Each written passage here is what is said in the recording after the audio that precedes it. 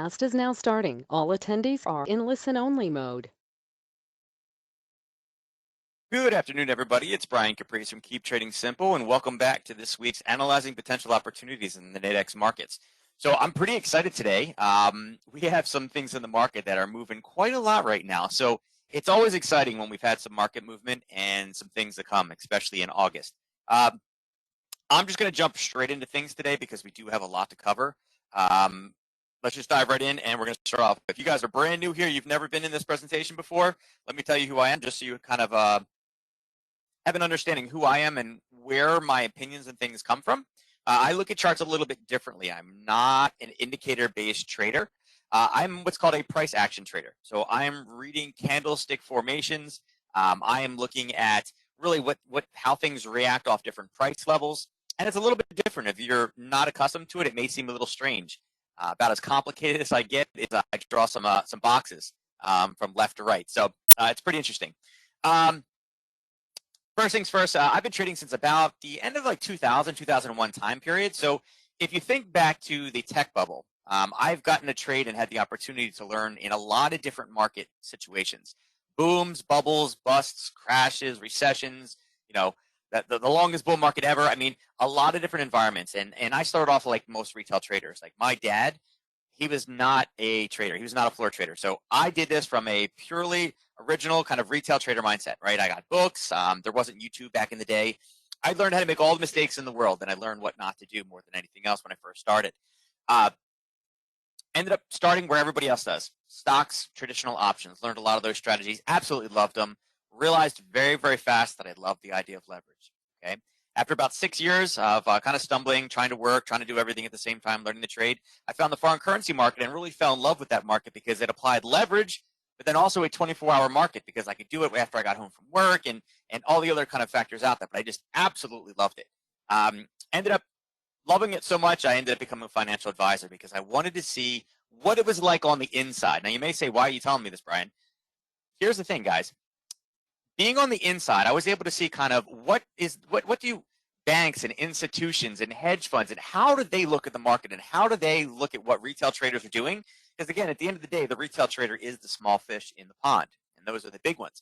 I learned very, very fast that I was 100% wrong in what the inside, the banks, the institutions, what those people, what they tell us is not really what they mean, right?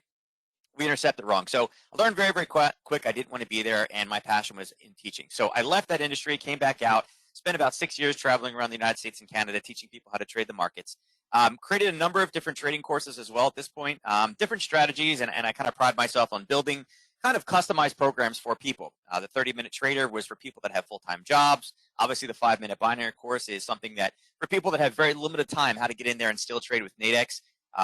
There's a high volatility course, basically how to deal with COVID and really news in general, the parabolic retracement you may have heard. But again, I love getting in there and talking strategy. So a lot of the things that you will see in the next couple slides, you'll see my mentality. And that mentality is keep things as basic as you can, because if you overcomplicate it, that's where you're going to cause errors. All right. So with that said, let's dive into this disclaimer. Trading on Nadex involves risk and may not be appropriate for all investors. Trading can be volatile, and investors risk losing. Investors risk losing the cost end of their transaction, including fees. The information presented within this presentation is for informational and education purposes only and should not be considered an offer or solicitation to buy or sell any financial instrument on Nadex or elsewhere. Any trading decisions that you make are solely your responsibility and at your own risk. Past performance is not necessarily indicative of future results, and Nadex contracts are based on underlying asset classes, including Forex, stock index futures, and commodity futures. And we will cover all three of those today. Now, Nadex is a registered trademark of the IG Group. Here's our agenda for today. As you guys know, first things first, I'm going to start off with the upcoming news events for the week. If you guys have ever heard me speak, again, I do talk fast, and if I'm talking too fast for you, again, I get pretty excited about this stuff. But what I get most excited about is news. I absolutely love news trading, so I'm going to make sure that I cover that and give you guys opportunities this week of when it's a good time to be in front of your computer, looking for potential opportunities. Then we'll dive into indices, then we'll jump into Forex, and then we will cover commodities. Commodities, I will cover gold, silver, which really until the last couple of weeks hasn't been a big one that many people have been following, and I'll also cover oil. Okay. And again, if there's any opportunities today, remember that you guys are trading at your own risk. Nothing I'm giving you is a recommendation or anything like that. I'm just giving you my opinions and my analysis. Okay. So let's go across. I'm going to drag a window in. You guys know that I use a couple different websites. Forex Factory is one I use a lot because I really enjoy the scanner that we have at the top. It's a quick way to learn really what's moving right now and where the potential opportunity is presenting itself. So right now, again, if you're not a currencies trader, it may not make a whole lot of sense, but I'm looking at this top scanner and saying, hey, in the last 24 hours, the pound dollar has moved 126 pips. That's above its daily ATR. Now, if you've ever heard any of my other presentations, you guys know that I truly believe that ATR is the most underutilized indicator that exists, especially for Nadex trading. Okay, if you guys are here and you're not using ATR, you're definitely missing out. Okay, but this is a big telltale sign that there are opportunities in the pound right for the picking. Right, it's like vine ripe in tomatoes. Now, euro dollar moving 60 is not bad. The pound yen over here at 65 is showing me that, man, there is a very big imbalance right now between the pound dollar. And again, seeing this, I can tell that, hey, listen, we have dollar weakness here, dollar weakness here, dollar weakness here, dollar weakness here, a little bit of dollar weakness here.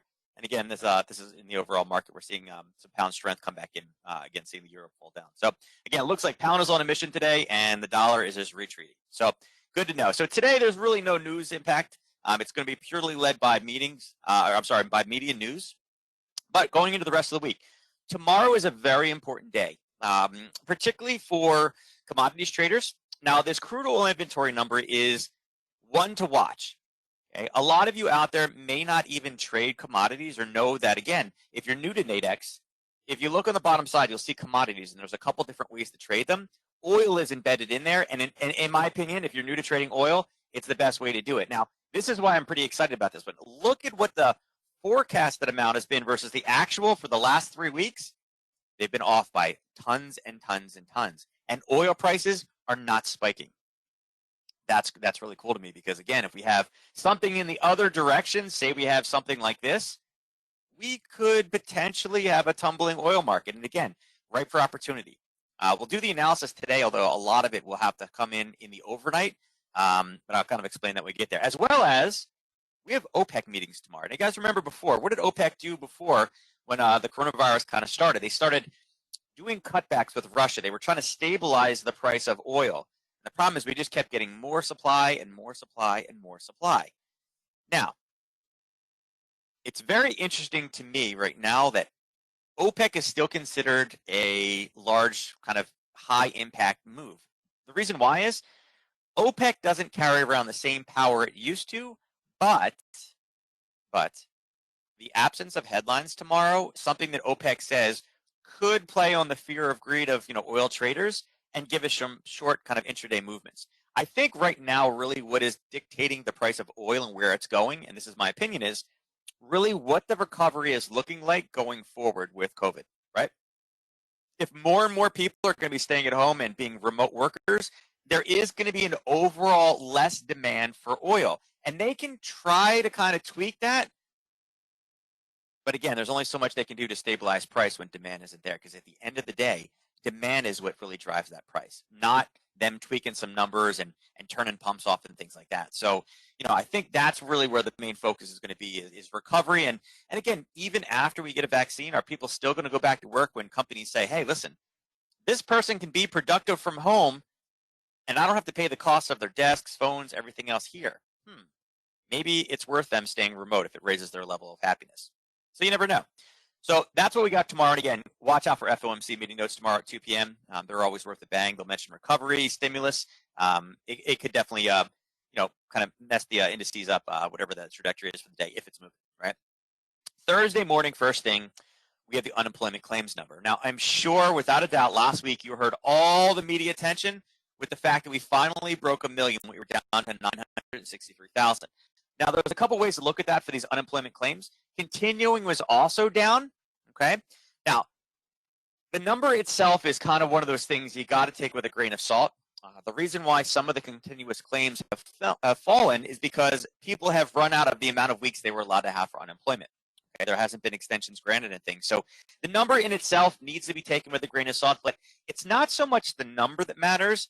but it's the media perception and what the retail trader sees. If people feel, hey, listen, we're coming out of this coronavirus thing, right? Less people are unemployed. We're hiring more people back. We're good. Let's get back into the markets. That will help surge consumer confidence. It doesn't mean that we're technically any farther ahead, but vice versa. If we start hearing more things close down and this number goes back over 1 million, again, that's going to drive some more fear back into the market. And again, fear in the market will, obviously make it a little bit more volatile, right? Now, again, Thursday, not a bad day. Friday is the day that there is a ton of news releases. Now, a lot of it is European-based news. So if you are a currency trader, there's a lot of opportunity Friday morning. Now, if you've never traded currencies ever, you've never looked at it, it may not be the best day for you to jump in there and say, hey, I'm going to trade currencies today. But if you have looked at it in the past and you are confident in being able to place trades and control your risk, the flash services and flash manufacturing PMI numbers are pretty important. Why? Right now, we can see that the pound is on fire. And although the euro is showing a little bit of strength, at least versus the dollar, it is definitely weaker than the pound. So it's kind of in a volatile situation, right? Well, here's all the European data, and we don't really get European data too often. There's a ton of it on Friday. And again, it's really early morning. That's what currency trader life is about. But starting at 8:30, we jump into Canadian news. And again, retail sales, extremely important. Look at this. Retail sales is supposed to be up 24.7% month over month, showing that Canada is just going for gangbusters, right? As well as we have a U.S. flash manufacturing number. Now, last time we were pretty close to 50. You guys don't know what this number means. You don't have to be an economist to understand it, but above 50 is good. Below 50 shows that we have contraction in the economy. So if this does go below, media may take this and swirl this a little bit and kind of ruin our Friday afternoon. So again, just something to keep on our radar, all right? So again, not as many news releases this week, but some of these are some pretty big hitters, and again, provide great opportunity. All right, great opportunity. My two favorite days are probably Wednesday and Thursday this week. Friday morning's a bit early, and again, I'll trade those. One thing, again, this is kind of a hidden gem, okay? If any of you have heard me speak before, or you've asked me what my favorite time of day to trade is, it's easy. I have something that I consider the golden hour, and it's basically between like 9:30 and 10:30 in the morning, that kind of first hour of the open. Really, 10 to 10:30, if I had to dial it down to like the best half hour ever, it's between 10 and 10:30, okay? Well, there's a news release, the CB leading index. This is typically a positive time to be looking at markets because you see a lot of kind of reversals in the market at this time. So if I had to pick one, I think that's probably going to be my favorite for this week, and one that I'm definitely going to make sure that I'm around for. All right. So with that said, let's jump over into the charts. Okay. First things first, let's start with the indices. So the NQ. So we had a level sitting up here around 11,263. Now, many of you now have been on week after week, and there's that specific trade that I keep mentioning, right, guys? It rhymes with HP, right? The Harry Potter trade, right? That continuation trade. Well, here is yet another example of that Harry Potter trade setup. We had a zone on the 30-minute, and I mentioned last week, if you remember, listen, we are waiting for talk of, for kind of the release of stimulus, right? Stimulus will drive this market higher. We need to be very careful in any type of shorts. And again, we had to make sure that our timing was correct on any type of shorts, but we were looking for longs. And again, we had a short opportunity that came in, right? Well, I left this on here. I didn't move it on purpose because, again, I wanted you guys to see this setup because it keeps happening again and again and again, okay? So I'm going to take this. I'm going to move it across, and it was right here, okay? Now, I love the fact that it's a live example. We've literally hit it in the last day, okay? Remember, the Harry Potter trade is eventually, right, when we have an area of sellers, it can only be hit so many times before we run out of sellers and the area is broken. And again, we hit here, got forced away. This was not the first, and this was another one, and then it kind of stabilized right below. And this is a big telltale sign that, hey, listen, these are the types of situations where this thing pushes higher. But remember, risk is the most important thing when we are trading, okay? The Harry Potter trade is a continuation. It's a breakthrough, pullback, explosion forward, right? It's a breakthrough, a pullback, and then a surge forward. And that's exactly what we saw here. So I'm going to move this across so you guys can, just get this out of the way here. But here's what we had in the NQ. We're kind of in the same situation now, and that's why I'm showing you. But again, you guys know that I'm very big on risk to reward ratios. There's your 1 to 3 risk to reward ratio, and check that out, right? We came through, we got our white space below, we pulled back, we hit, and then we shot higher, and we're sitting right there now. So the reason why I'm telling you this is now that we're back up in this kind of this high range again, we are kind of looking for somewhat of a similar pattern. We are looking for price to kind of go up and falter and give us a zone for entry, but we're using that zone most likely for a breakout higher. Now, is the economy fixed? Are we in a great situation? No. But there's enough positive factors out there about coming in and saving companies and giving people, sending people checks and disposable income and again, all these things that could definitely drive, the retail spender out there. That's why we're seeing these things punch higher, right? So we're looking for the same type of opportunity. And this one actually gave us two different entries, right? Here was your first entry that popped up and hit target. Then it fell very, very fast down with news this morning, hit, and then popped back up again, right back to the same area, okay? Now, if you guys remember me telling you just a few seconds ago, what is my favorite time in the morning to trade? What half-hour window? Between 10 and 10:30, right? I don't know if you guys can see it. It's down here. It's a little bit hard to read. If you guys, I wish I could make it bigger text-wise, but I can't. I don't know if you guys can see this, but look on your charts. What time did this give us that reentry? Here's the red one is the 10 o'clock candle. The green one is the 10:30. So do you guys understand why I love that time frame so much? Look at all this positive, positive, positive, positive. Market opens, it tanks. Tags an area. We're looking for buyers to come back in again. At the reversal time, boom, right back up to the profit target. So again, just another example, guys, why 10 to 10:30 is so important. So right now, I am looking for a new high in this one. I'm looking for basing, and then I am looking for a failure to go higher, right? We're looking for a pullback that doesn't go as deep. Now, if we do get that failure to go over, I'm looking for this exact setup in a long trade to go north, right?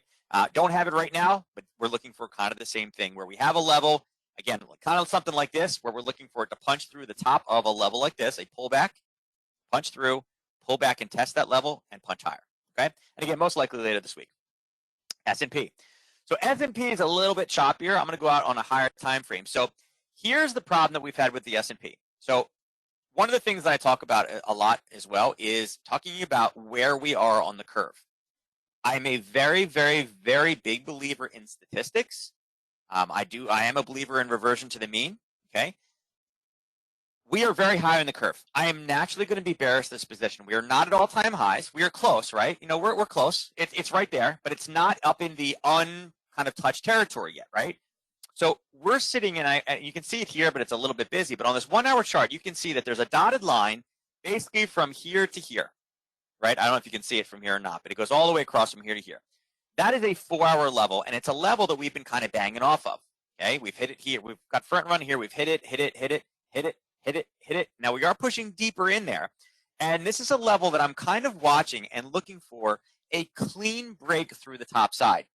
It does kind of match up with what we see in the NQ, but I'm waiting for price just to punch a bit higher and then come back down again and look for a long position. Now, if we don't get anything like stimulus and the NQ starts to turn and people start to get negative with things,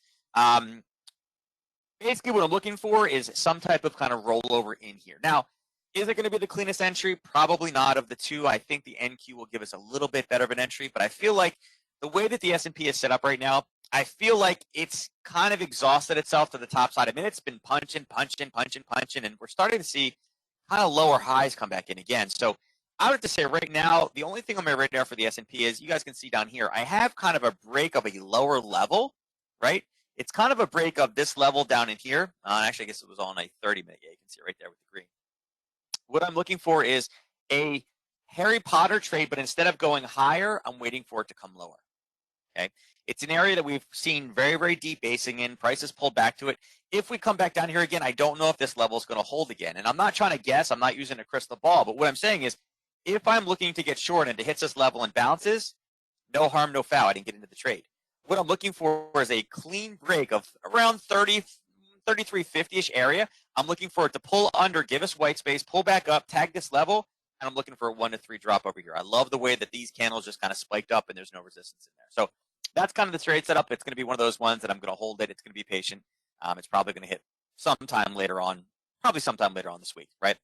Really any type of negativity, and there's a lot of stuff out there that they could say negative that will start to roll this one back over. Okay, but kind of holding that one. The Dow, As you can see, the Dow is even lower, right? Even lower on the curve than where the S&P was. The S&P is here where the NQ is up top. So we've had a level that's marked here. I don't know if you guys can see it. This kind of, I'll box the top and bottom off so you can see it. Again, the blue line is what we're looking for. There's a level here that I was waiting for it to kind of hit and potentially look for reversals. And as you can see, there's the blue, there's the teal line. That's the area we're kind of stuck in right now. Now, on the lower time frame, this is a level that we've been talking about now for a bit, right? We've talked about the 28,074 and the 27,683. Now, the 27,683 hit last week. We had talked about it back in this area here.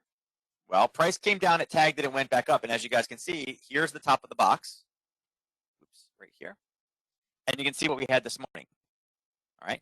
And again, what time in the morning did we hit this bounce? When did we have this collapse into this great buying zone that's been tested here, here, here, and here? 10 o'clock. 10 o'clock. So again, great opportunity off of that. Now, where we are right now, again, I don't think it's going to have an easy time getting back up again. On a smaller kind of time frame, I'll take this blue and this blue out right now because I don't need them for this discussion. Small areas I'm looking for is kind of, this is a little hidden zone right here on the 30-minute. It's an area where we can see the wicks coming down. So that's kind of a minor level I'm looking to take shorts off of. And again, a lot of this depends on the time, right? And that's around 27,780.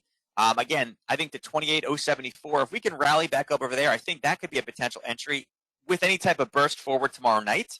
I'm sorry, tomorrow, like kind of morning time frame or for FOMC. Now, going long again out of this bottom area, that's a little bit riskier in my opinion. And the reason why is because we've already kind of hit it a few times here. We hit it here and we hit it here. And every time it hits this zone, we're going to have less and less and less orders sitting in that zone. So what I'm probably going to do the next hit is I'm going to wait for some type of a confirmation kind of bounce off of it. Like see how this one kind of hit, and then started to take off? I'm kind of looking for a hit, a pullback, and then a hit, and then goes higher is really kind of, I think, the best way to play it. Now, is it possible that it's going to come down, stabilize, and start breaking? Yeah, it's definitely possible because, like I said, there's only so many buyers willing to step in at this price level. They can only fight this downward pressure so long. And if the NQ, the S&P both roll over, I feel that the Dow is going to be of the three. As soon as the sentiment turns negative, I feel like the Dow is the first one to roll.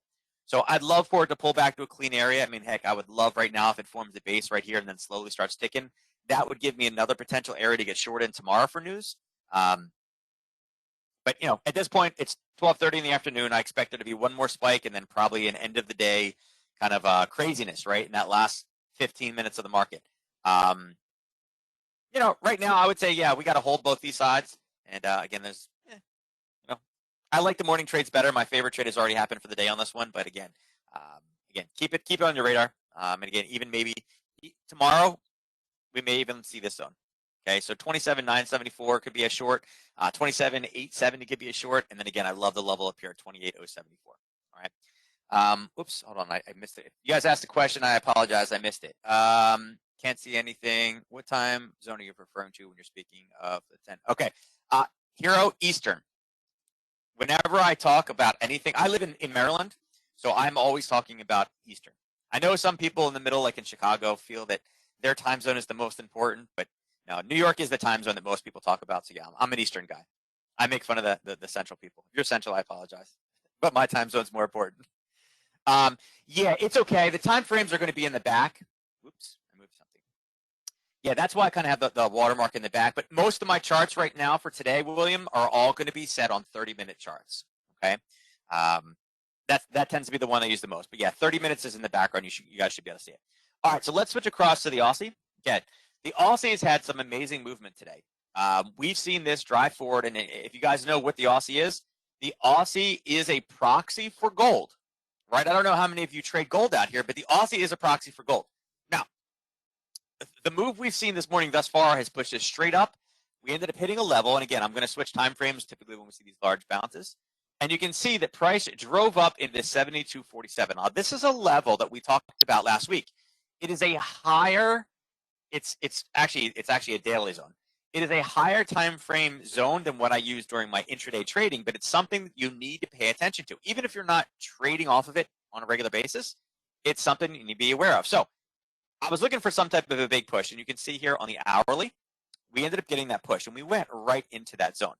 Let me click this, and you can see that this is where the zone starts. Again, gray on the red.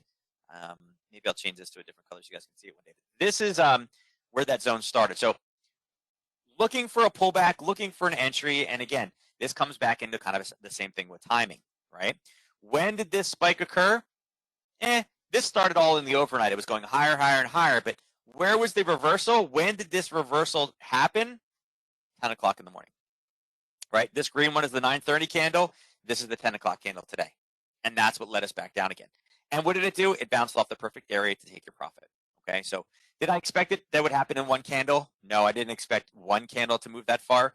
For those of you that do track this, that's 40 pips in one candle, all right? Now, why am I talking about the pips? If you guys don't know about currency trading, you guys heard me mention before that I created classes on like the 30-minute trader and the 5-minute binary courses. One of the things that I follow a lot is the strike differential. And if you guys remember, I gave you guys homework last week or the week before to go out there and start looking at the strike differentials, okay? Here's your homework today, okay? And you guys, if you know what it is, you're more than welcome to type it in the chat for everybody to see, but everybody should go look at this, right? I want you to log into your Nadex platform. I want you to go look at what the 2-hour binary strike differential is for the Aussie dollar. I don't care if you're a commodities trader or you're just an indices trader, you know nothing of currencies.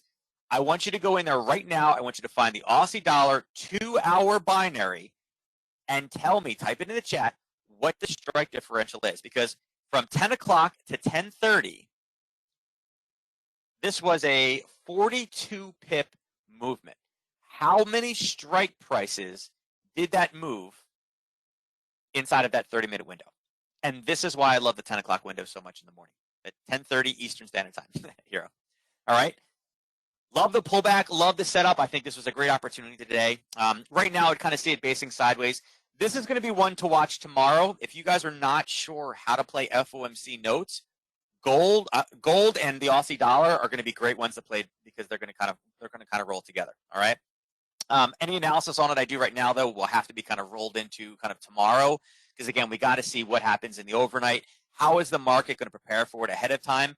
But like I said, I think hourly, we got to be thinking if price stays up here for the Aussie dollar, again, this is an hourly chart. There's got to be some type of rollover. I mean, again, price has been turned away. If we stabilize and push back up, again, all good things for being able to take some type of an Aussie dollar short. Okay. Now, Aussie Yen is another one that we can trade. Now, Aussie Yen, same thing. We had set this up last week as well, and we talked about, hey, listen, if we keep hitting this, it may be worth one more hit depending on how the entry is. And what happened was we stopped right here. We didn't quite make it there, right? But what we did is we ended up having a gap, and we rolled into this weekend in the same zone in a basing level that gave us another entry off of the same level we talked about last week, the 76.58.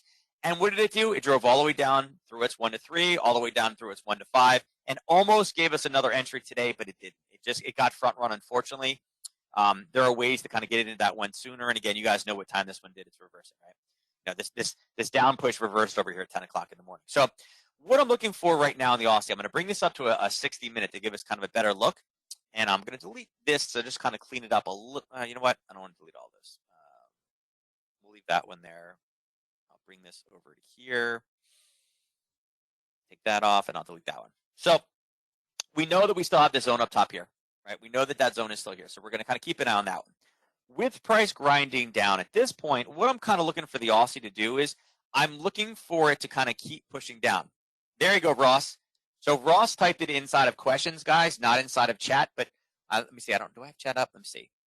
I can pull chat up. I don't see anybody typing in the chat, but it could just be because I didn't have the chat window up. But Ross did his homework.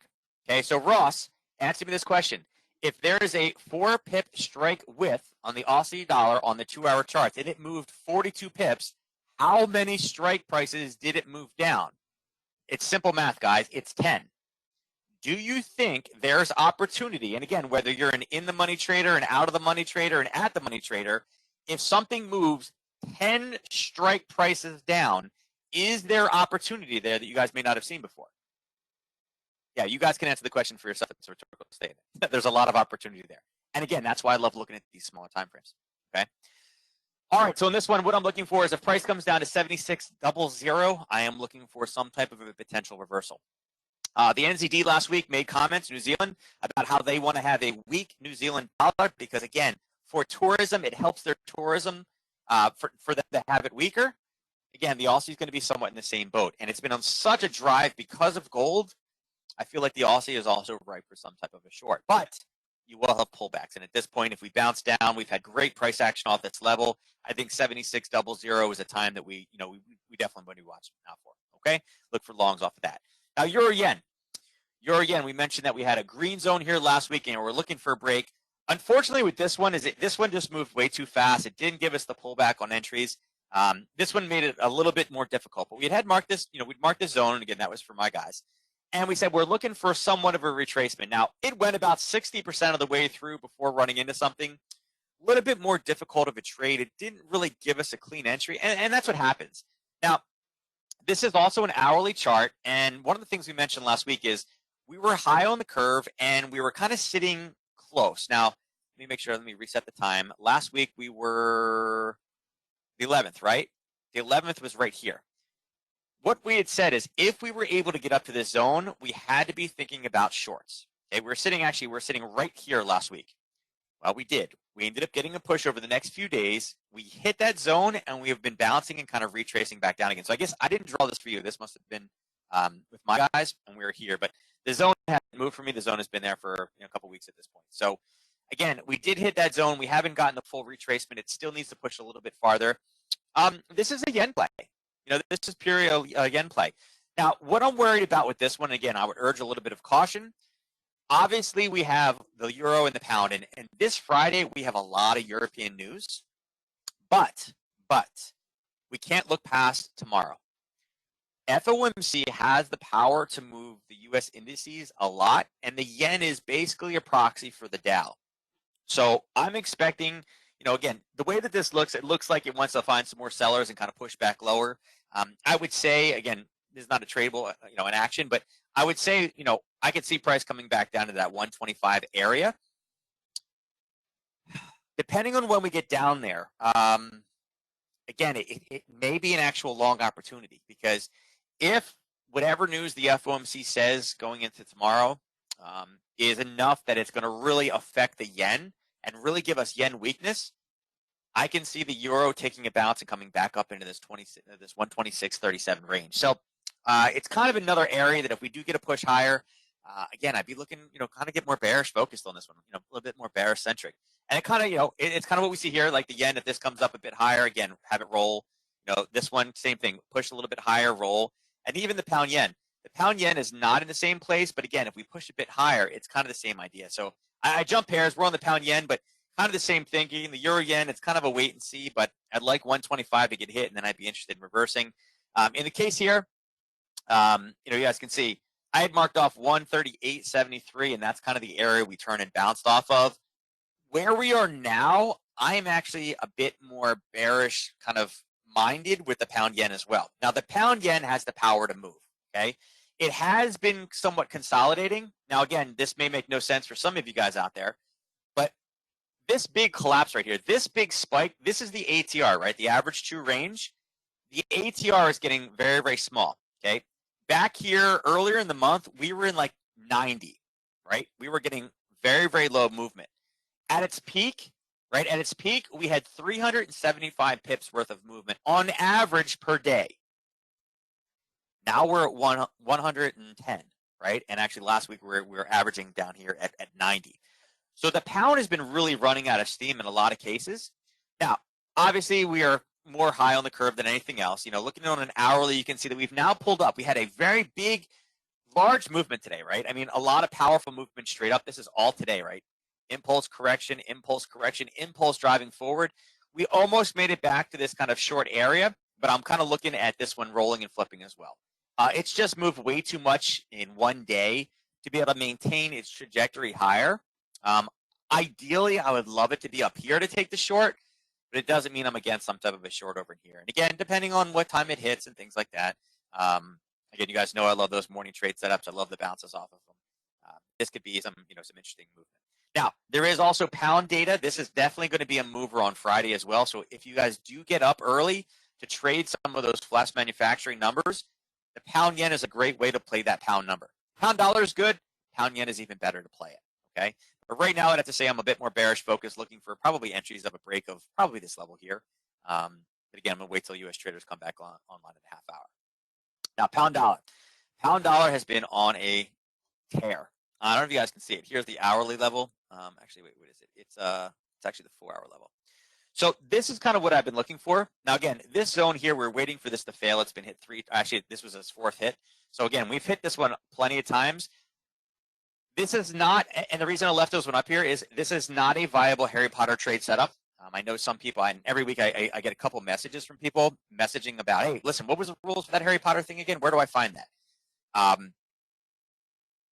This is not a candidate because if it punches forward, stabilizes, and pulls back, there are sellers sitting right here, just above where we are at 132.52.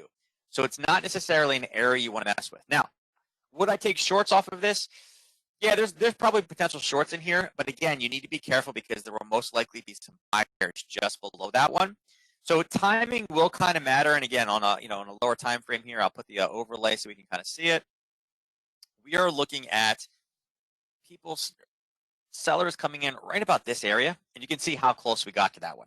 So most likely the way to play this one would be if we can get a bit more dollar weakness going into kind of the close of today's market, there is probably some type of a trade set up in here. Now, the pound dollar is one of those ones that does give us a lot of options. And what I mean by option is we have binaries, we have call spreads, we also have the knockouts. The knockouts for me make a lot of sense on this one. We've had so much movement. I haven't logged in today to see kind of where they're at, but this is one of those pairs that, again, is a very knockout-based pair because they stay so in touch with kind of where current price is. So, again, some good opportunities on there. I don't have them today. This morning I've been all over the place, but I have not seen where the current brackets are, what the current knockouts are right now. But this has a potential for knockout, opportunities, later on today. And again, it will give you the duration for the rest of the week. But definitely check those out. Moving to the downside. Euro pound. So Euro pound, I don't know. Did we draw this one for you guys? Let me see. That's the 11th. No, it would have been right here is where we were last week. So we got a big push forward right after we met last week. And it was kind of one of those positions that I immediately drew this green box and said, this is a parabolic retracement all over. And we're waiting for a collapse of this red line. Well, we got it. We ended up getting there, the push through the pullback, and it dropped down and literally drove right down to the 90 level. Today, we've also seen somewhat of a collapse, and it's kind of the same story. We've seen European weakness and pound strength, and here's how you trade this one. What did I just tell you guys in the previous thing? What am I looking for here? I'm looking for this to hit and to come back down again, which would be dollar strength, pound weakness. Over here, what are we looking for? We're looking for this to kind of roll over. Now, maybe go a little bit higher, grab these levels, and roll over, which would be yen strength, pound weakness. So pound weakness we're looking for here. Pound weakness we're looking for here. And then all of a sudden, the euro pound, what are we seeing here? We're seeing pound strength driving the euro pound down into a level where there are buyers, and we've had buyers step in previously in the past. So do you guys see how on 3 different charts we're kind of setting up to see a similar story about pound weakness coming into the markets? Does it guarantee that all 3 of these are going to kind of roll and flip? The answer is obviously no, because there are no guarantees in the market. But does it increase our odds a little bit, looking at it on a purely technical level, that 2 of these are getting to areas where we're seeing a reversal, and the third, a reversal to the downside, and then the one when it's in the second position is showing a reversal to the top side. So do you guys see how it kind of is very cool that, again, this is one of the things that I love about currencies, is it goes back and forth, and again, you get these opportunities. So again, for me, I'd be looking probably not at 90. If we get down to this, probably 90-10 range, if you guys can get some type of a good confirmation bounce, maybe a green red green candle formation, be a nice pop out the top side, and again, be a nice little long. Now, euro dollar. Euro dollar is on a tear as well. Now, kind of the same thing we mentioned before. If you guys remember the Harry Potter position, what I talked about. This one ended up coming through, pulling back and basing and grinding this level. Look at this. Front run, and just grind it across there. What did it do? It popped, it stabilized, it gave us the white space underneath. And again, here's a simple trick. This is nothing fancy. This is not an advanced indicator. if you're able to draw a triangle inside of the move, and again, it's kind of it's an ugly triangle. Maybe that's a little bit better of a triangle, right? I'll change it to bright yellow so you guys can see it a little bit better. But if you can draw a triangle inside of the pop above, that's a good way to show that we have a push, a base, and a pullback. And you guys can see what the end result was. Now, we were looking for a short entry off this here, and we ended up not getting it. And this was a telltale sign, hey, listen, get out. But then once we went Harry Potter, what do you need to do? We need to switch it the other way. Oops, not that one. It would be this way of that basing level. I think it was there. Hold on. It was based off of that level, I believe. So there. Okay. And what did we do? We punched through, we pulled back, we held, and we drove higher. And there's your 1 to 3, there's your 1 to 5, and pulled all the way up again. And again, where did the reversal happen? 10 o'clock in the morning. I hope you guys know how excited I get about this when I see this again. And it happens every day. 10 o'clock, 10 o'clock, 10 o'clock, 10 o'clock. If you have time, can you describe how the front runner works and what it looks like? Sure. Well, absolutely. Again, guys, anytime you want questions, just go ahead and ask them, and if I can cuff them. So this is an example right here. We were looking for price to pull into this level, right? And again, one of the things about price action is it's not based off of, like, support and resistance is if price breaks this line, do this. So as a price action trader, I focus on zones and areas, right? Because there's not just one buy order out there. They're typically in a range. Like if you're buying $1 million, a million share position, you can't put it at a one spot because people figure out where it is. You have to kind of tear it around, right? So basically, for me, I'm an if this, then that trader. So if price was able, here or even here, if price was able to get back and touch that zone, it was an if this, then that trade for me. If price touched it, I was willing to short. Now, what did price do? And again, I'll move this down a little bit, but this is a perfect example. I'll just leave it there. As price was driving up, I was ready to short it, but price turned before I got there, so I got front run. And then it happened again. Price ran up again, and I got front run again. Okay, price did it again, got front run, and finally I got my entry. Okay, the reason people do this, and think about it, at its most simplest form, say you knew like a gigantic company like Goldman Sachs wanted to buy something at $100, right? Say it's going for 120 right now, but you knew that they wanted to buy 1 million shares of XYZ when it hits $100. Would you put an order in at $100 also, or would you put yours in at $100.25? You would obviously put yours in front, and you would front run their large position. That's kind of what happens here, and it's a big bummer. It's like a big womp, womp, womp. When it happens, you're just like, oh, God, I wanted to short it. And what happened? It left the train station without us and kind of went all the way back against us. So it's kind of one of those things. It stinks when it happens to you, but it's just a part of the life. It's just a part of trading. It's what we are trying to do in the markets as well. Like we are trying to front run other buyers and sellers, so our positions get filled first. But that's what I mean. So hopefully that works, William. Hopefully you're able to get it enough out of that one. So dollar CAD. Man, dollar CAD, I've been trying to get short this position, and it's just not pulling back and giving me the entry, right? So it's continuing to push lower. Dollar CAD is one of those things that the Canadian economy is, they are an export nation. If you need lumber, you buy it from them. If you need oil, you buy it from them. This is continuing to push lower, and the first time we have buyers coming in is still a decent way away here. It's still about 60, 70 pips away. It's got about 2 days worth of movement. Canada is not necessarily as weak as us. They are not having the same type of COVID issues that we are having. And they are not in the news as far as economic things as much as we are. They don't have trade wars with anybody but the United States, right? And again, that was kind of a last week thing. The aluminum or aluminium, depending on who says it, right? I just say aluminum. I'm probably saying it wrong, but the aluminium is how I guess the English say it. Besides that, we don't hear much out of Canada.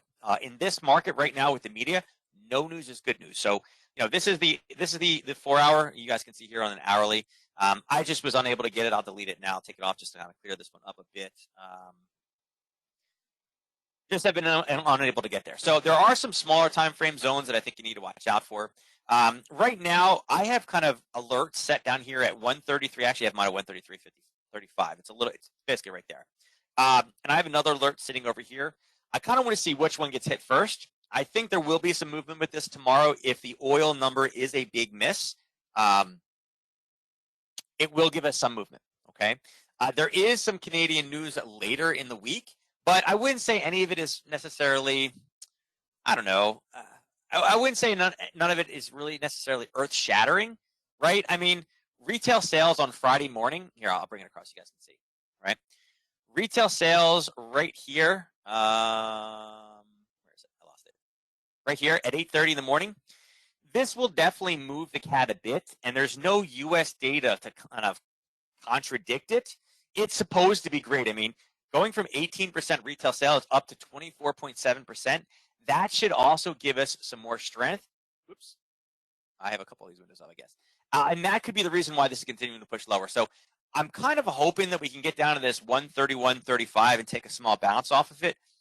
Ideally, perfect case scenario for me is if we can get to that 31.35 at 10 o'clock in the morning, I'm all over it, right? Or 32.58, I'm all over that as well. So again, I love those 10 o'clock reversals. I think those are huge.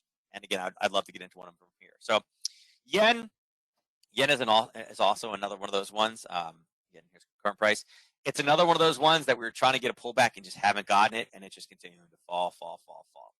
The yen, again, I have an area down here at 105.28 that I've been very cautious with. And again, I guess this one hit a low of 108.27, so I missed it by 0.4 of a pip, so even a little bit of a lower rate. I think this one right now is preparing itself. It's in a similar situation. It's waiting for FOMC. I don't expect this one to continue on the kind of trajectory lower that it has. This one, we did not get the pullback in the short. This is one of those situations where the train left without us. We had a short setup.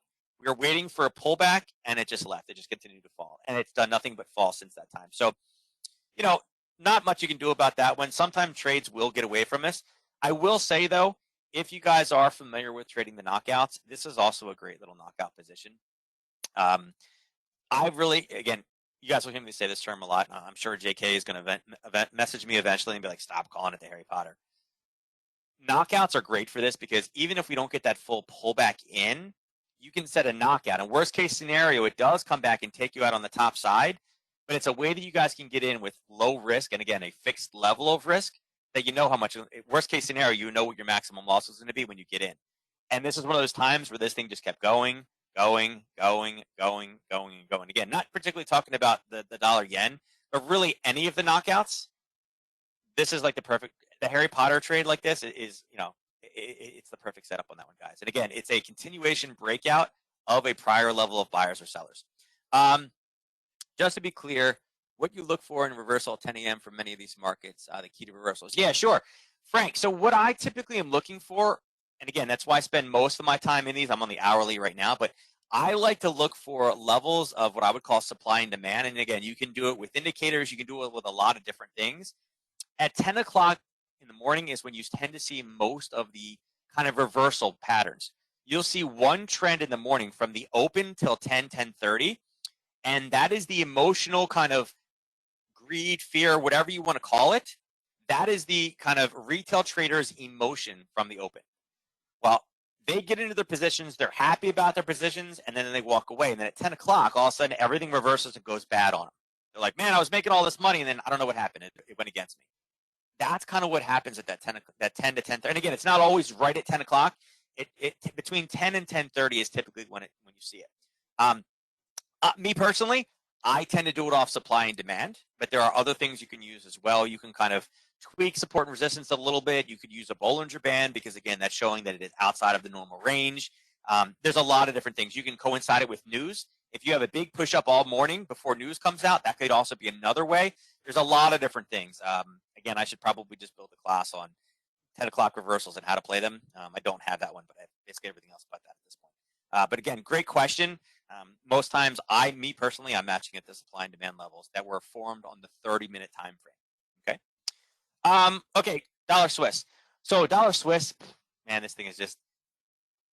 We're continuing to see Swiss strength, and this is continuing to push lower. For me, though, it just keeps going sideways, sideways, sideways, and then gives us kind of a burst, and then just goes sideways, sideways, sideways.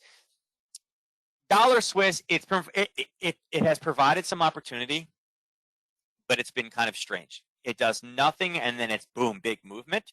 And it's been hard to time because it's really anytime we hear any news between the United States and China, or Beirut, anytime that there's anything that is a geopolitical event is what drags strength in. Now, obviously, dollar weakness plays into this one slightly, and we're seeing dollar weakness for the most part across all kind of pairs right now, and that's probably helping this a little bit. But this is one of those things that, again, if there's anything that's, it could be a peace deal, it could be a non-peace deal, it could be bombings, it could be trade wars, all these different things that, again, are greed or fear-based kind of news releases, they will affect this pair. So this one, I haven't really traded this one much. Again, it's been very choppy, very grindy, nothing really clean in levels that I've liked. Again, this one I was like, we're either going to break the top or the bottom, and whichever one breaks first, that's the direction to go in. And again, we broke the bottom level, and it continued to push down. So had you broken that one, there was the trade that we talked about with my group the other day, right? And it's kind of the same thing. At this point, we have new levels coming in. I think this level up here, it's going to be something we need to break. And even on the downside, we haven't really started to kind of, we haven't really started to base anything yet. But somewhere in this zone too, where there's probably, maybe, I guess we could probably use that one. I would say, you could use this level here and say, hey, listen, if we, break this lower level, again, kind of in a good spot. Break the top level, probably retracing back up to the 9102. But if you're not a diehard dollar Swiss trader, probably not, you're probably not super excited about this one. So let's go over to gold because everybody loves gold right now. So gold finally got a little bit of a push today, and you can see at what time this morning did gold have a little bit of an issue, right? Gold started basically collapsing. I'll drop it down to a 30-minute. Gold came up into a level right here, and we hit that level and kind of basing around 9:30. Market opened, and what did we do from the 9 to 10:30 time frame? We shot straight down. Okay. When did the bottom get put in, and when did we turn? Right at 10 o'clock in the morning. Okay. So again, this is who asked it, Frank. This is kind of this is where that reversal comes in, right? We get the retail trader reaction to the market, and then it reverses back on them. Okay, this is another example right now. So as far as gold goes, guys, the more we hear about stimulus, anytime anybody big mentions stimulus, or if Warren Buffett mentions gold or anything, or mentions inflation, there's certain key phrases. We are going to see a bounce up in this one. Okay. Now, gold, and again, if we played this game and I said, what's the first word that pops in your head when I say inflation, you're going to say gold. Almost everybody in the channel is going to say gold. Now, gold is actually not a great hedge for inflation. It's a great way to maintain value because it has not lost value over the last 2,000 years, but it actually has not been a hedge for inflation. It's not a great investment as far as making, covering you for inflation goes, right? So gold is one of those things that's a little bit different. I actually have a presentation coming up on I think September 2nd, that I'm actually diving into gold and some of the things that gold does and some of the misconceptions about gold. I would have to say right now, I think gold probably has one more burst in it higher, right? And the reason why I say one more is any type of big stimulus check or anything like that, people are like, oh, printing money, inflation, inflation, inflation. Well, we're printing money right now to avoid a recession or maybe even a depression. I've heard some folks actually say that this could be as bad as like the 29 recession/depression thing. This could be the next one. We don't have inflation when all that stuff is bad. We can actually have deflation, which again is the exact opposite of what people are buying gold for. So I do feel that there is opportunity for this one to go higher. I do think that's there. I do actually have alerts in here set at 2063. But again, on an intraday basis, you got to kind of keep your ear to the media. Unfortunately, I hate saying it that way, but that's what it's boiling back into, right? Right now, gold is kind of in no man's land. It had a little bit of a grind, and you can see the pullback. But the way to play gold, in my eyes, lately has been look for those reversals. See what the retail trader wants to do when the market's open. See where they want to drive gold. Are they believing the news? Are they saying we got to buy this? I mean, gold ATM machines, get it right now, guys. Are they believing that hype? And then is there an opportunity for a reversal? And again, the way you find those is drop the lower time frames. You guys can see here. Now, this one didn't quite turn in a level. This one was kind of one of those ones that would have been a little bit harder. But, I can see a level of basing right there. So with it slamming into this level at, again, if you can see at the bottom, you can see that this 10 o'clock, this red candle here, slams into here at 10, and then 10:30 starts the green, starts this green one right here. Could that have given me an opportunity to get in something like a binary or maybe even a knockout, knowing that, am I taking risk? Yes, but I had a big emotional move down into a level where we had buyers and basing. Could I take that little level of risk? Again, it's trading. We take risk in every single trade we take, but could I have gotten, a 1-to-3 risk to reward ratio out of that one? Yeah, you could have. You actually just blasted through your 5. And how long did it take? How long did it take? Well, here's the 1030 candle. So even at this one, when it came down at 1030, if I said, okay, we're in the level right now, I'm willing to take this little bit of risk here, that this could be a place that buyers are going to step in. In one candle, you guys can see this one candle came all the way up to here. I don't know if you guys can see it. It's right here. So in less than one candle, your one risk already hit your 3 profit. In 3 candles in less than an hour and a half, you would already hit up. So even if you had done the 10 to 12, that ended right here. You're over your 1-to-3 risk to reward ratio. So again, do your homework, guys. Figure out on a 2-hour binary for gold, or go look at the knockouts. See if this would have made sense today. How many different strikes would this have jumped based off of hitting an area of supply or demand based off of a 10 o'clock reversal? Okay, was there opportunity to place this trade today and make some money off of it? Again, you guys can answer the question for yourself. Okay, but what I'm looking for right now also is I'm looking for kind of a pullback up, a little bit higher. I'm going to be looking for reversals. Again, I probably won't trade it today. Tomorrow morning, there will most likely be a trade, but again, be very cautious tomorrow because FOMC mentioning inflation, it is one of their mandates. It will probably have an effect on gold. So again, make sure that you are protected. If you're in profit, maybe even think about getting your stuff out a bit early. Or any position you have on, be okay with the loss if it happens. It's just that's what we can see. Now, silver actually went off a smaller level here. You can see earlier today. This was a level that we had talked about, 28.60. I mentioned it to my guys. We literally dinged off of it earlier today. That one kicked in right around 9. Actually, I guess it was actually 10 o'clock. 10 o'clock is there. So yeah, this one had already hit. This one hit a little bit early. It happens. This one cranked all the way down and did kind of the same thing, the same reversal. So it looks very, very similar. I have a short when we have a break in a pullback down to this 25.87 area. I would also like to see silver come lower. I think silver is kind of a secondary proxy for gold. But I think it's got a lot more buyers sitting above. I think gold would be able to get to like all-time high ranges much easier than silver would be. I think silver is kind of a secondary proxy for some big money out there to try to suck some retail traders in. But kind of the same idea. Push a little bit higher. I think there's levels sitting up here. There's a level starting at $28.90, well, basically $29. There's another one up here at $29.40. There's this little minor level that's been respected here as well as here, up at $28.46.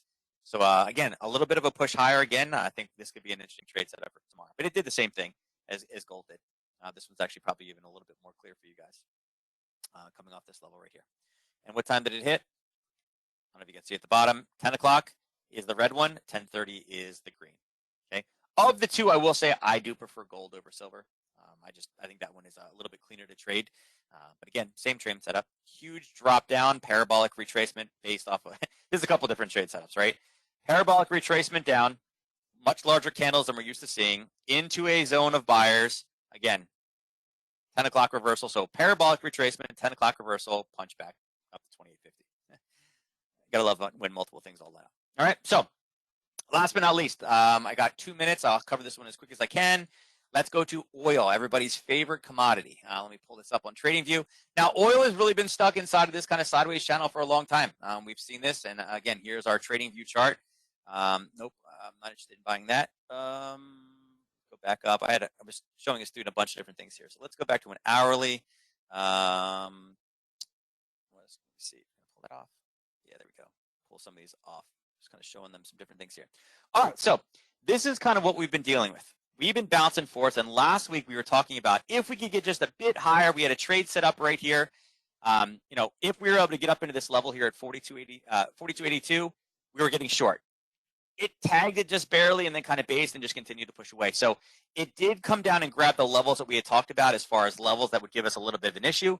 It hit it here and bounced, hit it again and bounced, and then came back up. And guess what?